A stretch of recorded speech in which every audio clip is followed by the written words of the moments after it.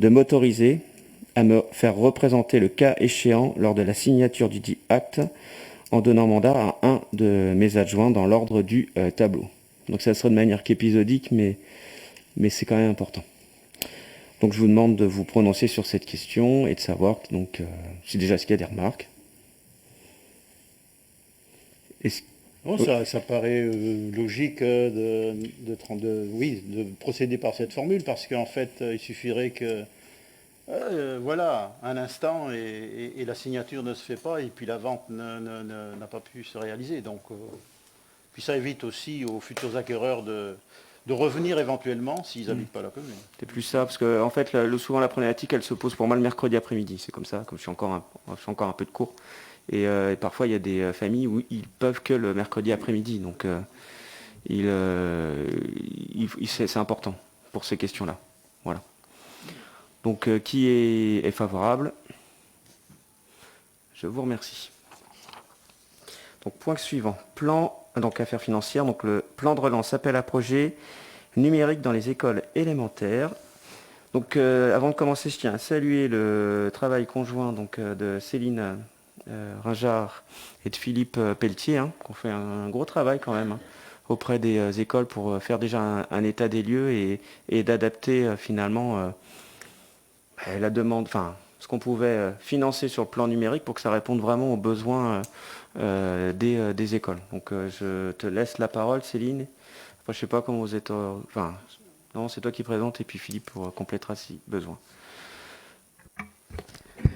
Donc, les besoins communiqués par les enseignants durant le dernier trimestre 2020 avaient fait l'objet, avec M. Pelletier, d'un constat de tout le parc numérique de toutes les classes des 2 écoles. Donc l'absence de tableaux numériques, des PC vieillissants ou inappropriés, des connexions Wi-Fi, de l'entretien inexistant, etc. On était aussi aidé avec Madame Do, qui est référente aux usages du numérique de la circonscription Bocage-Est. La ligne budgétaire votée au conseil municipal du 22 décembre pour le budget primitif avait été augmentée en conséquence. Cette demande de subvention, qui s'élève à 70%, fait suite à un courrier reçu courant janvier de l'Éducation nationale pour favoriser l'accès au numérique sur l'ensemble du territoire pour toutes les écoles. Je cite, ils nous disent, d'une manière générale, il s'agit de doter les écoles d'un équipement numérique fixe et mobile, d'un accès à Internet, d'un réseau informatique. Cet équipement doit être adaptable pédagogiquement, connecté et sécurisé. Ceci est tiré du bulletin officiel du 14 janvier. Donc la demande de subvention, elle s'est orientée sur 2 axes. Le premier, de permettre le lien numérique entre les enseignants, l'élève et les familles en distanciel, qui a été un point important qui a été mis en évidence durant les confinements récents. Donc, ça comprend le contrôle des connexions, la mise en place de Primo, le contrat de maintenance, les contrats de maintenance pour les TBI et le reste des PC. Peut-être expliquer ce que c'est iPrimo, je ne suis pas convaincu que tout le monde sache. Alors le iPrimo, c'est une aide qui est faite au niveau des écoles pour mettre en lien, en fait, ils se mettent en lien, ils ont une adresse mail et ils peuvent se référer ensuite et comment dire. En fait, iPrimo, c'est comme Illico. C'est comme Illico, oui, pour ceux qui connaissent. C'est une plateforme en fait qui permet d'avoir un lien entre les écoles et les enseignants, les élèves. On y trouve les emplois du temps. On peut avoir aussi des liens pour y mettre des supports pédagogiques. Et c'est d'autant plus développé avec la période du Covid, parce que, alors c'est moins le cas en primaire, mais dans le secondaire, étant donné qu'il y a encore des alternances, parfois une semaine sur 2, il faut bien continuer à faire alimenter les cours. Et TBI, tableau numérique interactif. Voilà. Donc ce premier axe, il était pour un total de 1 781,92 €. Le deuxième axe, c'est équiper l'école et les classes pour une ambition en présentiel. Donc les équipements, il y avait 4 tableaux numériques, 2 vidéoprojecteurs interactifs, les écrans informatiques supplémentaires pour un total de 16 451 €. Venaient ensuite les tablettes, des ordinateurs portables, appareils photo numériques, casques filaires, enceintes et caméras flexibles. Le le coût total est de 26 099 euros. Pardon. La subvention à 70% revient à 7 829,70 euros.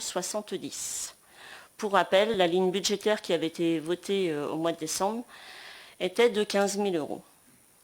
Donc en fait, ce soir, il vous est demandé si vous acceptez que la commune fasse la demande de la subvention auprès de l'Éducation nationale. Donc, est-ce que Philippe, tu as des choses à rajouter? Non, c'est très bien. Donc 10 tablettes, hein, quand même. Donc l'idée, c'est pareil, mais ça se développe de plus en plus sur le numérique. Au lieu d'avoir des salles informatiques, là, j'ai cette idée de mobilité, en fait. Les classes mobiles qui puissent aller d'une classe à l'autre. Donc je rappelle bien 26 099 euros hors taxe, hein, le tout. Les subventions, c'est subventionné donc à 70%. Et donc ça nous coûterait à la collectivité 7 829 euros et 70 centimes. Voilà. Donc est-ce que vous avez des questions? Oui, monsieur Jacquet. Oui, quelques demandes d'éclaircissement, sachant que sur le fond, bien évidemment, ça paraît une opération tout à fait intéressante et bien évidemment, ça va dans le sens pour nos écoles. Je voulais savoir comment s'articulait ce projet avec il me semble qu'on a déjà voté dans nos conseils précédents des crédits pour des tableaux informatiques, donc voir un peu comment ça s'articule. Et quelques points de vigilance. C'est toujours la question quand effectivement on équipe avec des nouveaux matériels informatiques ou nouvelles technologies. Donc quelques points de vigilance sur la formation des enseignants par rapport à ces nouveaux matériels. La gestion de ce parc informatique, puisqu'on voit quand même qu'il est relativement multiple, donc quelles sont les dispositions qui sont envisagées pour assurer la gestion, et puis la question de la maintenance de ce parc. Et puis dernier point, puisque je veux dire, comme tout équipement informatique, il y a la question je dirais, de l'obsolescence, c'est-à-dire au bout de 4 ou 5 ans, alors je ne sais pas quelle est effectivement la période à partir de laquelle il faudra envisager le remplacement de tous ces matériels. Au niveau de la région, là, je m'occupe du numérique éducatif. Du coup, on remplace en général les ordinateurs, c'était tous les 6 ans et là maintenant on va raccourcir, on va faire ça tous les 5 ans. Voilà. Après, dans un établissement, c'est un peu différent. Enfin, c'est pas. Après, ça dépend aussi de l'usage que l'on en fait. Sur le plan technique, peut-être Philippe, tu veux répondre? Oui, je peux répondre. Alors après, sur la première partie, la maintenance du matériel, c'est vrai que le constat que l'on a fait, les ordinateurs méritent d'être nettoyés ou révisés. Par contre, je pense que là, Jean-Michel, hein, je crois qu'on a des demandes de devis en cours, justement pour pouvoir prendre un contrat sur un laps de temps avec des interventions assez régulières pour justement le nettoyage. Parce que, il y a un constat qu'on a fait à la maternelle, par exemple, les enfants attendent 10 minutes que l'ordinateur démarre. Donc vous pensez bien qu'en 10 minutes, il n'y a plus un enfant autour de l'institut. Voilà. Donc ça, c'est le premier point. Ça, la maintenance, on va la prendre en compte. Ça, il n'y a pas de problème. C'est des demandes de devis qui sont faites. Par rapport à la formation sur iPrimo, c'est donc Madame No, la référente de la région, qui est en charge de faire la formation et c'est gratuit. C'est son rôle. Elle a 2 jours de délégation dans la semaine, parce qu'elle est elle-même enseignante. Donc elle a 2 jours de délégation pour justement former, aider. Et ce que l'on veut aussi pousser, on veut pousser les enseignants à aller vers le cloud, parce que l'Éducation nationale propose un support cloud pour qu'ils puissent mettre leurs documents et se connecter de chez eux pour pouvoir, s'ils le veulent, récupérer leurs documents et continuer à travailler ou préparer. Voilà. Et dans la demande de matériel, je vais rajouter un petit point, dans la demande de matériel, il faut savoir aujourd'hui qu'il y a un instituteur qui emmène son matériel, son propre matériel. Donc je trouve que ça, c'est un peu dommage, parce que bon, c'est risqué pour lui. Et puis en fait, s'il le fait, c'est justement parce qu'il ne voulait pas mettre sur une clé ses fichiers. Alors que si on favorise le cloud, il pourra très bien utiliser l'ordinateur qui lui était dédié d'ailleurs, parce qu'il ne l'utilisait pas aujourd'hui, et pouvoir y accéder chez lui, sur son ordinateur, à tous ses documents. Voilà. Donc voilà, ça c'est un deuxième point. Et vous aviez comme autre question, excusez-moi.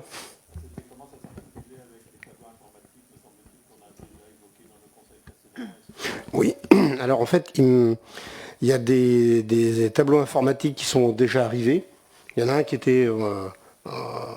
on pensait qu'il était en commandé, et en fin de compte, non, il en manquait par rapport à une information qu'avait donnée notre ancien maire auprès du conseil de l'école. Il manquait en fait 3 tableaux blancs. Voilà. Donc on profite justement de cette subvention qui est proposée par l'État pour remettre un tableau blanc à tout le monde en fait et du matériel cohérent. Voilà. Et surtout du matériel dimensionné pour pouvoir utiliser ces matériels de tableau blanc, parce que ce n'était pas le cas en fait. On avait des ordinateurs sous-dimensionnés pour utiliser le matériel.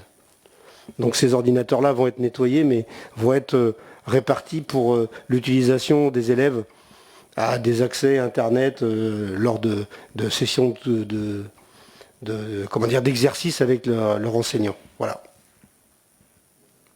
Pardonnez-moi, sur les tableaux informatiques, il me semblait, sauf erreur de ma part, c'est lors de conseils municipaux récents qu'on a évoqué l'acquisition, ou sauf si je me trompe. Et donc c'est les mêmes. C'est partie du même programme. En fait, C'est la même chose en fait. On n'a pas déclenché de commande jusqu'à présent, justement parce qu'il y avait cette demande de subvention, donc on a sauté sur l'occasion. Ce qui s'est passé, c'est que avant d'acheter, Céline et Philippe, ils ont préféré faire un état des lieux, parce que justement il y avait des problèmes, comme l'a dit, sans la technicité là, du professionnel. Le constat a été fait que certains ordinateurs n'étaient pas au bon endroit et qu'il y avait un problème un peu systémique finalement par rapport à ces questions-là. Après, je voulais juste rajouter quand même par rapport à la formation des enseignants. Donc certes, il y a les formations, mais même au sein d'une équipe pédagogique, tout le monde n'est pas à égalité par rapport à la maîtrise de l'outil informatique. Et souvent, ce qui se passe, c'est des montées en compétences. Il y en a souvent un ou deux qui manipulent mieux l'outil informatique et du coup en montrant finalement ce que l'on peut faire avec tel ou tel outil, ça parle forcément aux autres enseignants et il y a la montée en compétences qui se fait comme ça. Donc il y a aussi par ce biais-là, il ne faut pas le sous-estimer, parce qu'il est fondamental en fait, pour aller chercher justement parfois des enseignants qui sont un peu éloignés de l'informatique, qui ont peur, qui se disent bon je ne vais pas y arriver, alors que finalement, là par exemple les tablettes, je le vois aussi dans les lycées au niveau de la région, c'est presque l'un des outils qui est le plus simple à utiliser, quoi. Oui, Cathy. Je suppose qu'il y a du matériel obsolescent qui ne sera plus utilisé. Question. Ça, je pense que oui. Ouais. Et après, qu'est-ce qu'on en fait? Qu'est-ce qui devient ce matériel-là? Est-ce que vous savez? Pour l'instant, on n'a pas réfléchi vraiment. Par rapport à ça, en fait, on fera un point à ce moment-là. Je sais que dans certains endroits, par exemple à Agapé-Anjou, donc c'est tout près d'Angers, c'est ce que l'on fait avec une partie des ordinateurs de la région. On leur envoie donc ces anciens ordinateurs. Donc c'est une entreprise avec des personnes handicapées. Et donc du coup, ils démontent les ordinateurs et récupèrent donc les métaux ou les produits qui peuvent être revendus. Et ils reconstruisent aussi des ordinateurs à moindre coût. Donc là, c'est un exemple, mais je suis sûr qu'il y a d'autres endroits au niveau de la région. C'est ça, c'est pour ça que je posais la question, parce que tout près de chez nous, là, à Luçon, il y a les Restos du Cœur avec un chantier informatique qui récupère du matériel comme ça, et qui le reconditionne. Et la question va forcément se poser.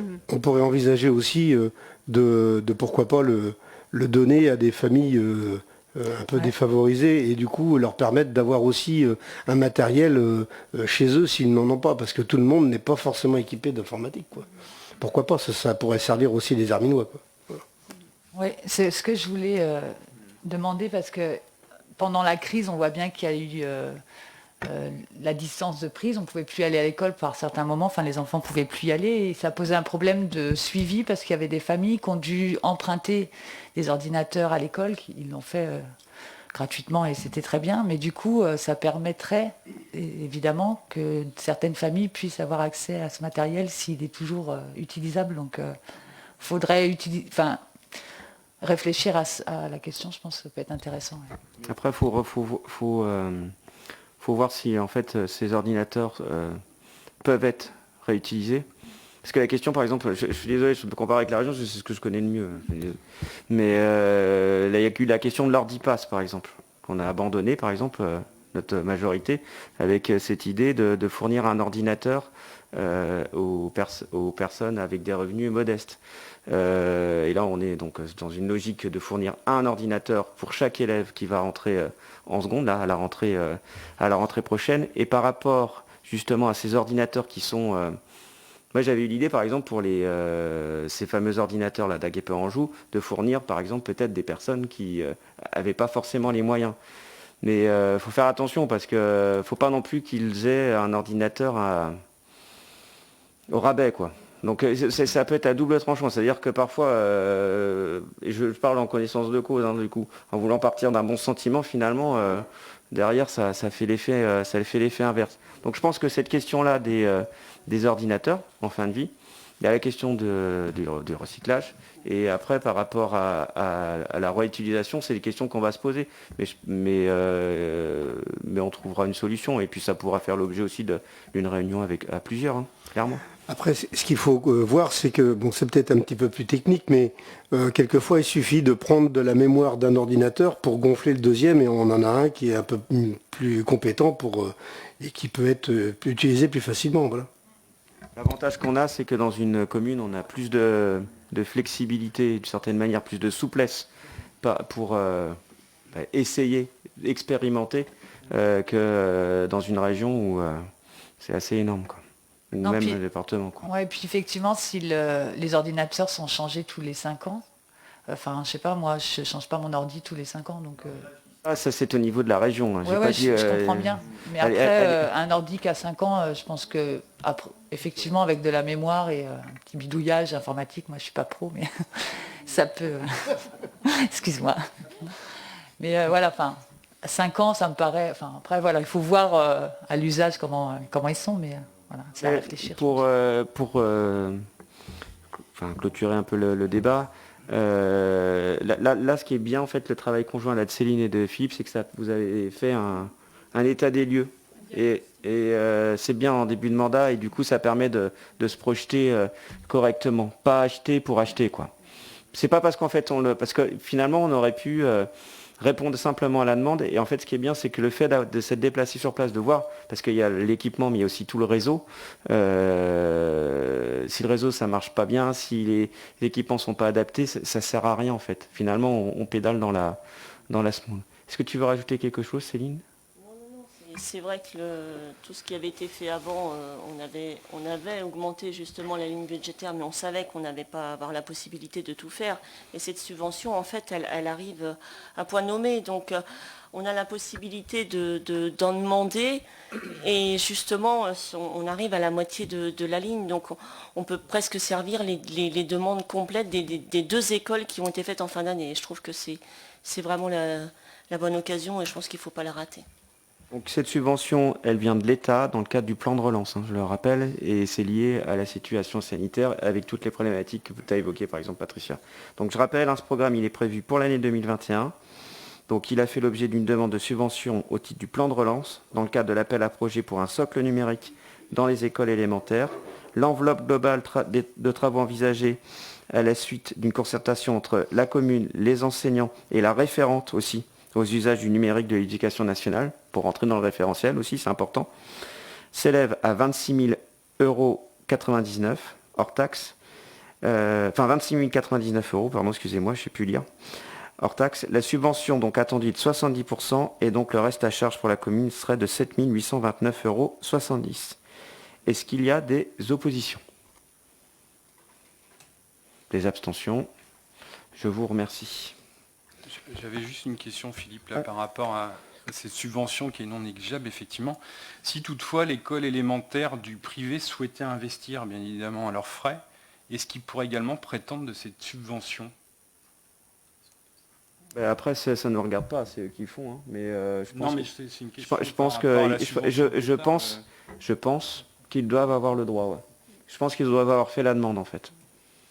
Ils ne sont pas obligés de passer par nous. Ah non, c'est hors de question même. C'est hors de question.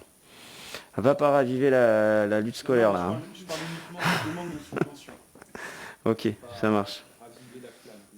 Voilà. Bon. Donc on va continuer sereinement le conseil municipal.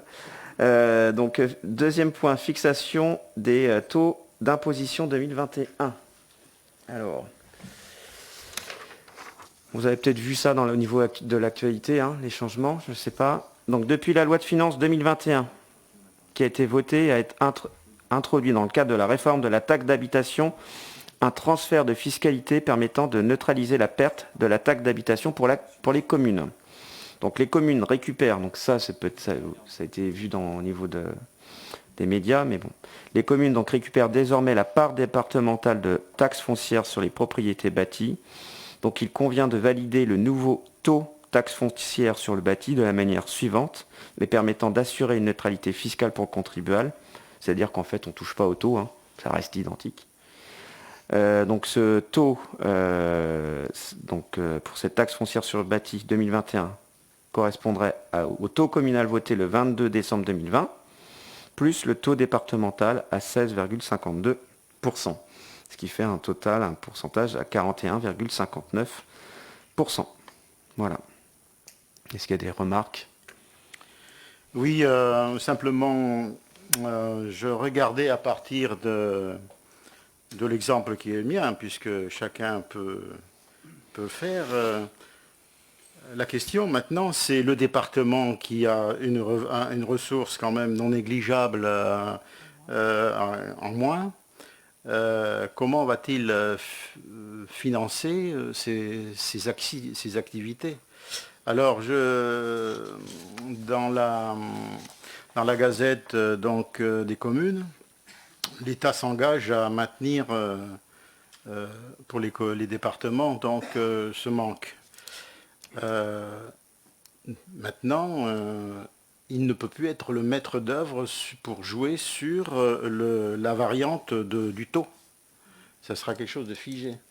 Et l'autre aspect, là je pose la question plutôt à Jean-Michel, la commune, donc par rapport à la taxe d'habitation, recevra toujours la dotation de l'État, correspondant à la taxe d'habitation, suite à la réforme. Donc ça, c'est quelque chose qui s'ajoute dans les revenus de la commune. Il y a un mécanisme là que je ne saisis pas. Non, on ne percevra plus tout ce qui correspond en fait à la taxe d'habitation. On ne percevra plus rien sur la ligne. En fait, vous verrez quand on recevra l'état FDL qui sera porté à votre connaissance, on n'a plus de ligne sur la taxe d'habitation. C'est bien un phénomène de compensation, ce montant-là. Et dans la note qui vous a été envoyée de l'administration fiscale, vous avez la possibilité de voir que au cas où ce montant restitué de la part départementale serait supérieur justement aux produits de taxes d'habitation qu'on percevait auparavant, eh bien l'État prélèverait en fait le complément. Et si c'est l'inverse, en fait, on a une garantie de ressources. Donc c'est une neutralisation, en tout cas des ressources pour la commune. Mais on ne percevra plus rien, en tout cas pour le moment, en taxe d'habitation, puisque la taxe d'habitation n'est pas supprimée, elle existe toujours pour les résidences secondaires. Secondaire, oui. D'accord.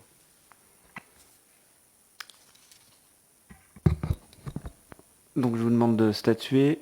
Ah, une question En fait, on est d'accord, juste pour que les Herminois aient bien compris, ce changement de taux n'impactera pas le taux d'imposition de nos Herminois en termes de... Je pense que c'est important qu'on puisse le préciser. Ok, merci. Il n'y a aucune incidence et les propriétaires de résidences principales continuent à être exonérés, oui, comme ça qu'on dit, de la taxe d'habitation. Et pour la commune, ça ne fait pas de recettes supplémentaires. Voilà. Pardon, une demande sur un plan de précision. Donc le produit de la taxe d'habitation sur les résidences secondaires va directement à l'État, non? Probablement oui. En tout cas, ce qui est sûr, c'est que l'État attend la fin du dispositif de la réforme de la taxe d'habitation, puisque vous savez qu'il reste toujours 20% des Français qui payent leur part de taxe d'habitation. Et le dispositif de réduction de la taxe d'habitation se termine en 2023, en fait. Donc en 2023, effectivement, peut-être que le produit de taxe d'habitation sur les résidences secondaires sera éventuellement reviendra aux communes. En tout cas, pour le moment, on n'a pas d'informations de ce côté-là. Il y a un point quand même qui est important également dans la loi de finances qui a été votée, c'est qu'on a parallèlement également une diminution de moitié des bases des entreprises industrielles. Et donc, en fait, ce montant-là, cet allègement d'impôts pour les entreprises, en tout cas pour les industriels, va avoir une répercussion également sur le produit. Donc là, c'est pareil, quand on aura l'état FDL de la commune, évidemment, vous serez informé, probablement au niveau du budget supplémentaire. À terme, alors après on verra, parce que 2023 c'est dans longtemps. Mais derrière la petite musique, c'est de revoir cette fiscalité autour des habitations qui, on le sait tous, est obsolète, mais finalement c'est tellement un énorme chantier. Là on en est juste comme si on avait fait le premier pas sans faire le deuxième pour finalement revoir l'ensemble. Donc on le sait bien, mais 2023, il faudra qu'il y ait une décision de prise. Soit on reste finalement à une situation antérieure, ou soit on fait le deuxième pas. On verra. Est-ce qu'il y a des oppositions par rapport à ce qui vous a été présenté? Des abstentions? Je vous remercie. Alors, on continue. Je vais laisser la parole à Francis pour le 3e point. Proposition de règlement pour l'attribution d'aide pour l'installation de récupérateurs d'eau enterrés. Oui, donc à l'occasion de la mise en vente des parcelles du lotissement du Coteau du Magny 2, nous proposons donc une mise en place d'une mesure incitative pour inciter, pour que les futurs acquéreurs soient encouragés à faire installer un récupérateur d'eau de pluie. Voilà, donc on a fait un règlement intérieur et donc on a fait aussi un flyer qui sera distribué donc à la mairie et distribué aux notaires concernés. Voilà, est-ce qu'on lit le règlement? Comment on fait? C'est toi qui vois. Hein. On peut lire le règlement, il est assez rapide. C'est toi qui vois. Enfin, je pense que c'est important parce qu'il faut quand même que ceux qui nous écoutent ou ceux qui vont lire sachent un peu ce qui est proposé par la commune. Ouais, on peut lire le règlement à ce moment-là. Vas-y. D'accord. Alors, la commune de Saint-Hermine a décidé de s'engager en faveur de l'installation de récupérateurs d'eau de pluie enterrés de grande capacité en poursuivant 3 objectifs. D'une part, en faveur du développement durable, la commune favorise l'usage de systèmes efficaces pour préserver les ressources en eau potable. Grâce à un projet d'installation de récupérateurs d'eau de pluie, chacun a la possibilité de réduire sa consommation d'eau potable, bien à préserver au regard des périodes de sécheresse estivale qui se multiplient et qui engendrent régulièrement des arrêtés préfectoraux restrictifs. Ensuite, cela permet des économies financières non négligeables. Vos factures d'eau potable se voient à la baisse, car vous pouvez utiliser l'eau de pluie collectée pour certaines tâches, en l'occurrence l'arrosage et les nettoyages. Mais pas que. On peut aussi utiliser l'eau de pluie pour le lave-linge à l'intérieur et pour les WC, les cuvettes des WC.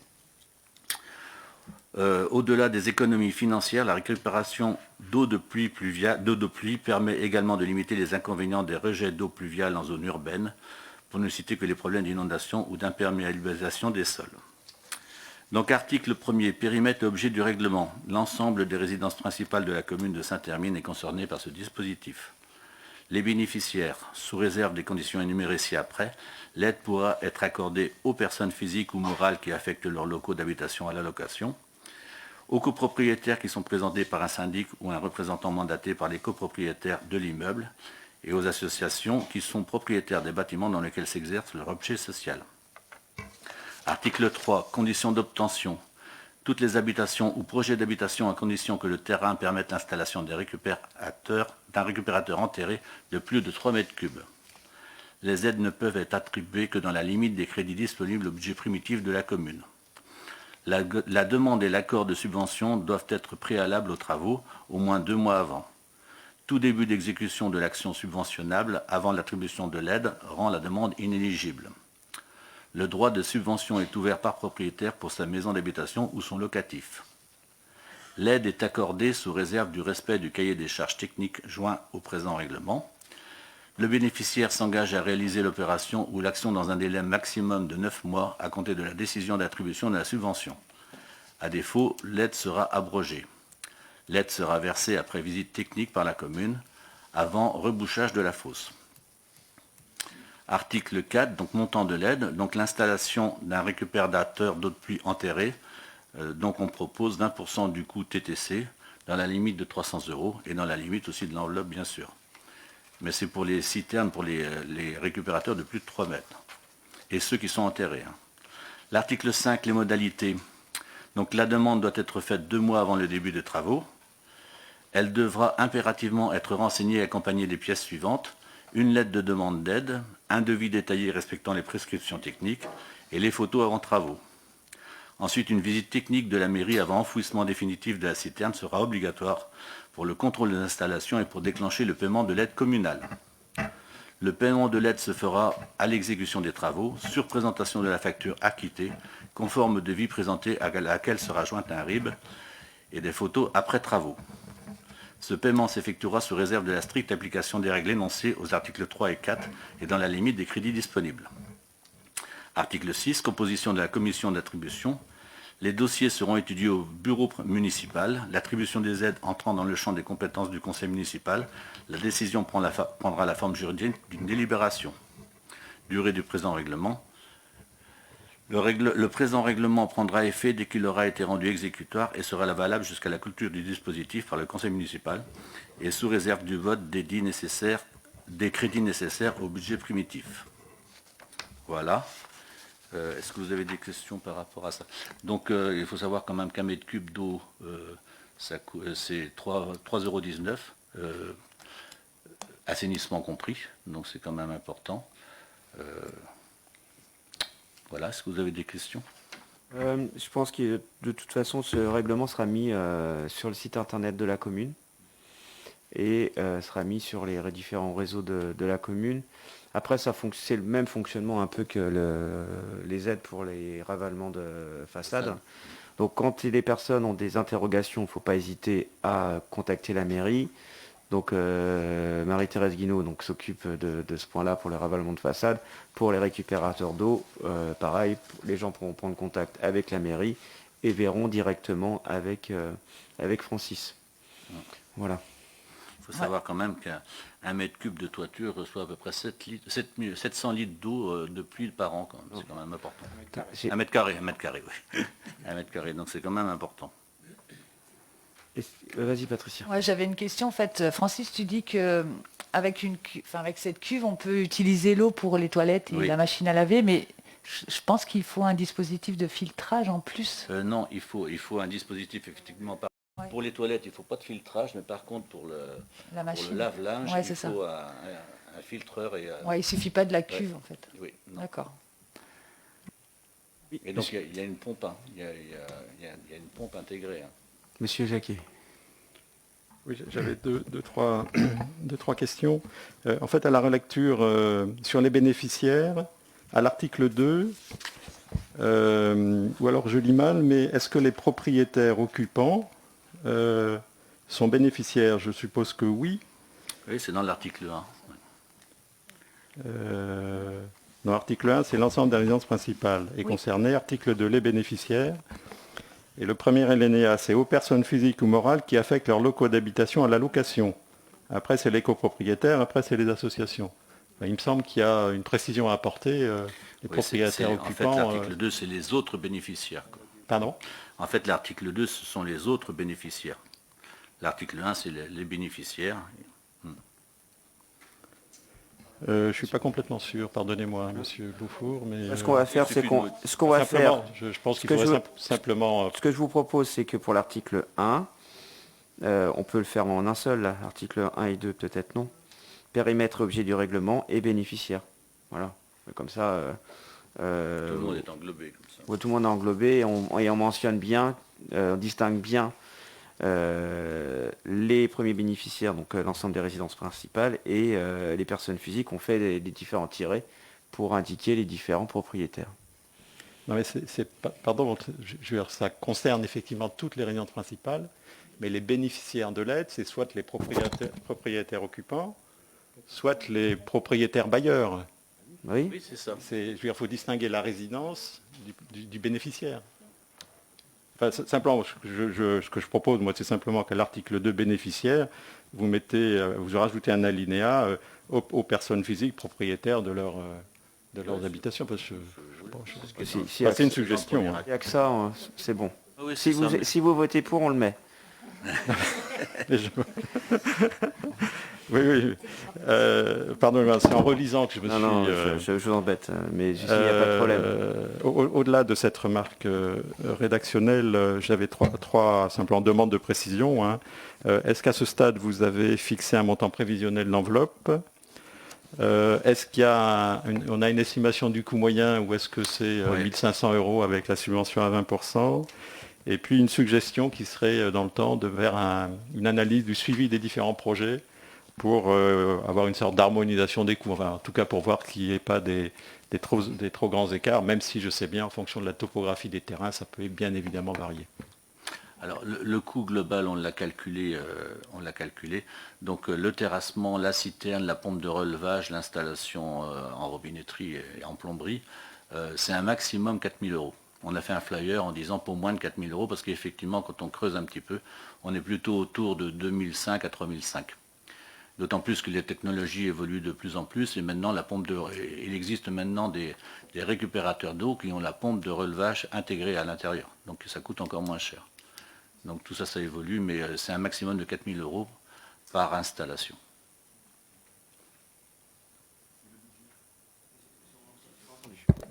Il y a le budget prévisionnel qu'on envisage pour 2021.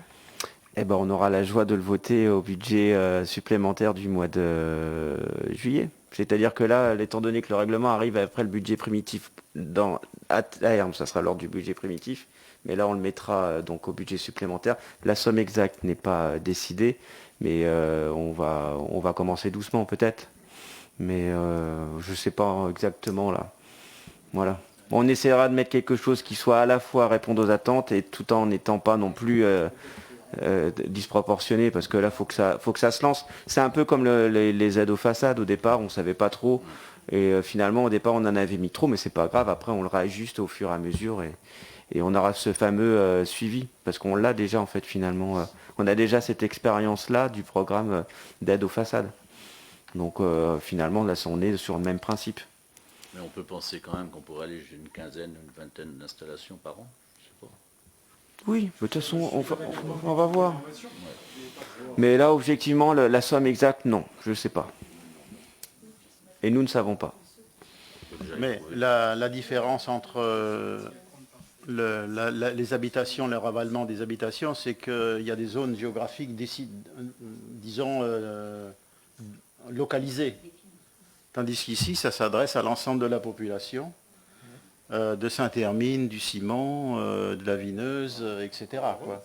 Après, c'est pareil, c'est-à-dire que c'est extrêmement compliqué de connaître, finalement, savoir comment ça va réagir, parce que ça marchera, mais après, dans quelle proportion? Oui, tout à fait. Il faut fixer, enfin, moi, de mon point de vue, il faut fixer une limite budgétaire, et puis, voilà, et en fonction de la réactivité et des demandes, d'ajuster le tir, quoi. Hein. Oui, parce que du Francis, là, tu parlais de quinzaine d'installations, c'est ça? Entre 15 et 20, oui, j'imagine que ce serait bien. Bon, on verra. Même si on met plus au début, on verra, mais et après on ajustera en fonction. Il n'y a pas de. Oui, tout problème. à fait. Mais il faut qu'on commence, quoi.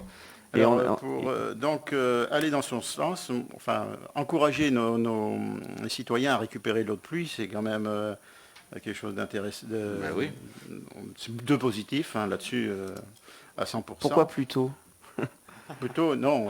Non, je t'embête. On enlève plutôt. C'est très bien. Voilà. La commune aussi a des bâtiments qui pourraient aussi, des toitures, et qui pourraient aussi recueillir de l'eau de pluie et effectivement, voilà, servir à d'autres usages, l'arrosage. Ouais. Bon, je sais bien C'est que... encore autre chose, ça, mais on y réfléchit aussi. Ah oui, aussi, tout à fait, oui, oui. Donc, voilà. Moi, là, on parle vraiment des récupérateurs enterrés. Oui, oui, tout à fait. Pour l'esthétique du lotissement. Enfin, c'était ça au départ l'idée, quoi. Oui, oui. Là, c'est simplement les fausses, enfin les citernes enterrées. Parce qu'il y a des citoyens, enfin il y a des gens qui ont déjà par eux-mêmes, le long de la gouttière, avec plus ou moins esthétique, des récupérateurs qui contiennent quoi, 100, 200 ou 300 litres d'eau à peu près. Après, par rapport aux bâtiments communaux, oui, inévitablement. C'est-à-dire qu'on ne peut pas imaginer... Là, c'est une première pierre, c'est-à-dire qu'on commence. Mais on est nécessairement, à travers les différents travaux qui vont pouvoir être faits sur les bâtiments, il va falloir que la commune montre l'exemple. Au même titre que les façades. Hein. Pareil. Qui est favorable, tiens, au programme. Voilà. Je vous remercie.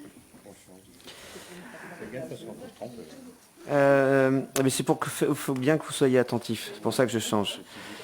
4. Validation du protocole d'astreinte par le comité technique. Et merci Francis, j'ai oublié. Donc je rappelle la délibération du 9 décembre dernier concernant la proposition d'un nouveau protocole d'astreinte au sein des services techniques. Dans le cadre de la réorganisation des services engendrée depuis l'été 2020, considérant qu'il était nécessaire de redéfinir les modalités d'organisation des astreintes du service technique et les moyens mis à disposition, le Conseil a été invité à adopter un nouveau protocole. Ce dernier, validé par l'ensemble des agents du service technique, vient d'obtenir un avis favorable du comité technique donc, du CDG 85, donc le 15 février 2021, duquel nous dépendons en qualité de commune de moins de 50 salariés. C'est conseil, je le sais, j'ai un doute. Centre de gestion, oui, j'étais à conseil, je savais que c'était pas centre de gestion 85. Conformément à la procédure, cet avis est porté à la connaissance du conseil municipal et valide ce nouveau protocole désormais opérationnel. Ce protocole a pris en compte les modifications évoquées lors du conseil du 9 décembre concernant le montant de l'astreinte, ainsi que celles demandées par le centre de gestion de la Vendée. Donc, dans le cas particulier où le lundi serait férié, la fin de l'astreinte étant le mardi au lieu du lundi, l'agent percevra l'indemnité d'astreinte semaine complète plus une indemnité jour férié pour le lundi férié. Dans le cas d'un jour férié dans la semaine complète autre qu'un lundi, l'agent percevra uniquement l'indemnité d'astreinte semaine complète. Voilà. Donc je vous demande de statuer par... Enfin non, pardon, l'Assemblée, donc... attendez. Oui, je vous demande de statuer. Donc qui est contre? Ah si, à part peut-être s'il y a des questions, excusez-moi. Oui, pardon, j'avais simplement une question, enfin une remarque dans le protocole. Il me semble qu'avec Catherine, on avait fait une remarque purement rédactionnelle, mais qui était quand même importante à la toute fin du protocole, où on avait suggéré d'enlever le terme éventuellement. Il établit éventuellement un rapport sur les difficultés rencontrées lorsqu'on est en... Là, c'est le cas particulier à la neige du verglas. Mais on est bien d'accord qu'on établit un rapport sur les difficultés rencontrées. Et me semble-t-il, hein, et plus globalement, je voulais redire effectivement l'importance d'être vigilant sur l'information immédiate, la remontée vers l'élu et le rendu compte. Hein. Je crois qu'il faut vraiment le systématiser parce que ça me paraît très important. Okay, merci de nous le rappeler. Est-ce qu'il y a des oppositions? Des abstentions? Je vous remercie. Donc, point suivant. 5.5, rétrocession voirie résidence du docteur Roland.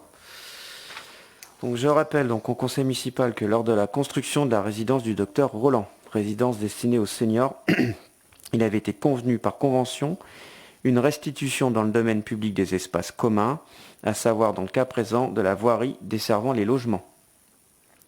Par courrier Vendée Habitat, propriétaire des lieux, donc il a sollicité la commune pour ce transfert de la voirie dans le domaine public et transmis le plan de récollement et les inspections des réseaux permettant de justifier du bon achèvement des ouvrages. Il est ainsi proposé de valider le transfert des espaces communs de la résidence du docteur Roland dans le domaine public de la commune de Saint-Hermine. Est-ce qu'il y a des remarques? Des questions? Donc, qui est défavorable? Qui s'abstient? Je vous remercie. Point suivant. Acquisition des prêts de la SMAGN. Donc, quand j'ai eu l'occasion d'en parler, je pense, dans un précédent conseil. Donc, la communauté de communes, donc, par délibération du 21 janvier dernier, a accepté la cession des terrains désignés les prêts de la SMAGN, cadastrés AC numéro 102, 541 et 556 d'une surface totale de 56 090 m² à la commune de Sainte-Hermine au prix de 1 200 € hors taxes, hors frais de notaire. Donc je rappelle au Conseil le projet de réaliser un aménagement global dans ce lieu central pour le cadre de vie des Herminois. Est-ce qu'il y a des questions? Ce n'est pas des questions, simplement un constat.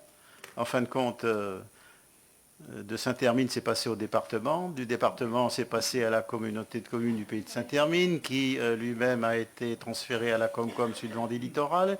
Et maintenant, c'est retour à la maison. Voilà. Bon, eh bien, ça fait voter les assemblées. Voilà. Et puis raconter des histoires. Donc, qui s'oppose? Qui s'abstient? Je vous remercie. C'est vraiment quelque chose de très très important pour la commune. Là, c'est vraiment le point d'intersection au centre de la commune, là, ce poumon vert. Est-ce que tu veux dire 2 mots sur le sujet, Delphine? Non, c'est à l'étude. Ok. On continue. Point 7. Donc, cession de 2 parcelles de la zone d'activité économique des Nous à Sud-Vendée Littoral. Donc, on l'a vu lors du dernier conseil. Donc, je vais expliquer pourquoi ça revient.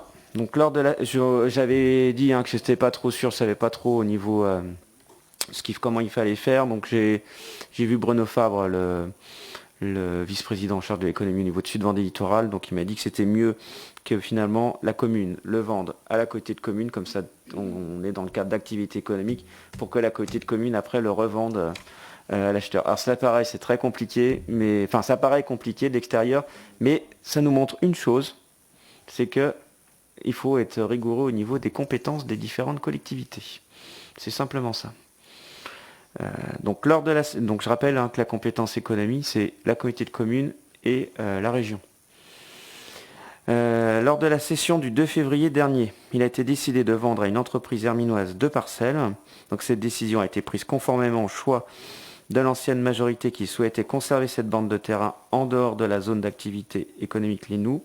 Toutefois, compte tenu de la proximité de cette bande de terrain avec la zone d'activité économique, considérant que la vente est au profit d'un artisan et que la compétence économique est assurée par la communauté de communes Sud-Vendée Littoral, il convient de céder ces parcelles dans un premier temps à la communauté de communes Sud-Vendée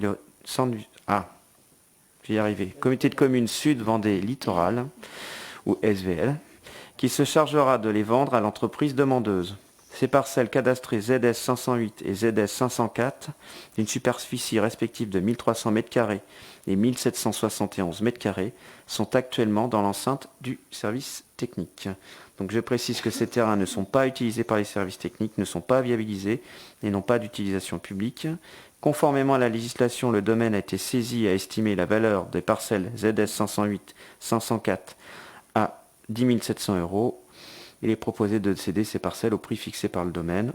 Et ça a été vu aussi avec Monsieur Fabre et la communauté de communes. Donc je vous demande de statuer. Oui. Je voulais faire une suggestion par rapport, effectivement, vous l'avez rappelé, le classement envisagé dans le cadre du projet de PLUI de zonage UB.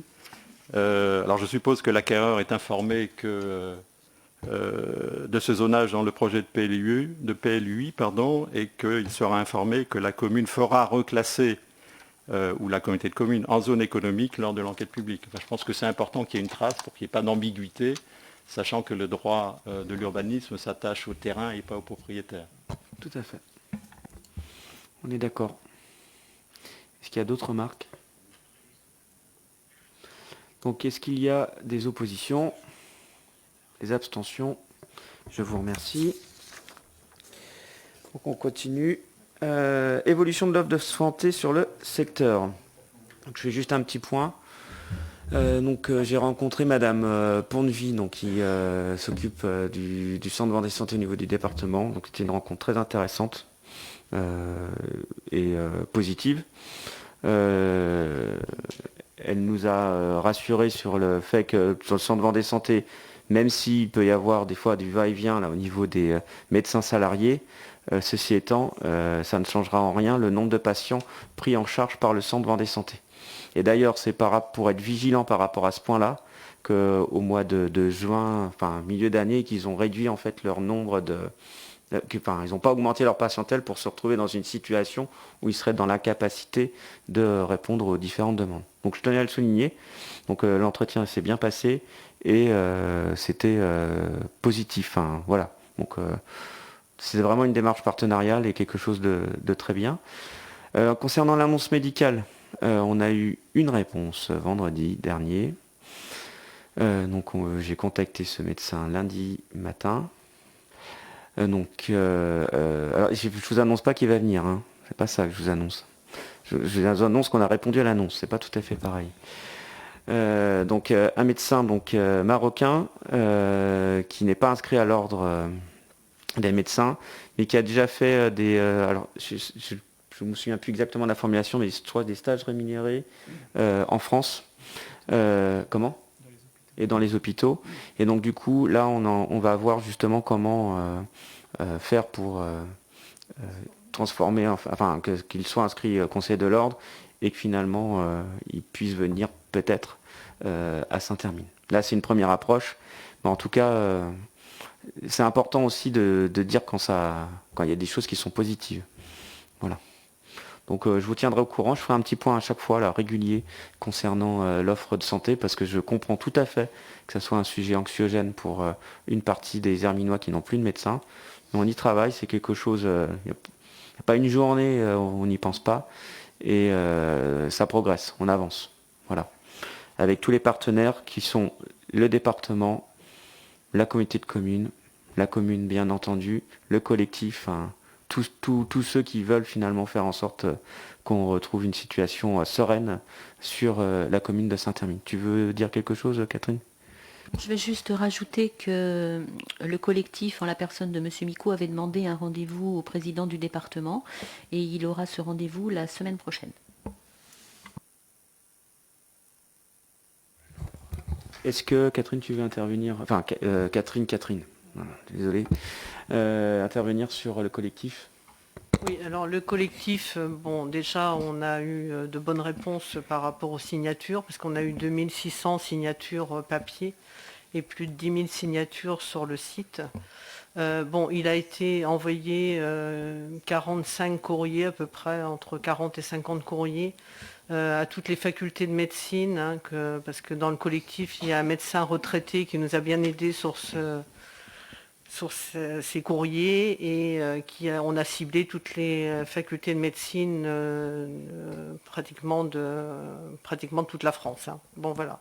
Donc il y a eu un énorme travail de fait au niveau courrier.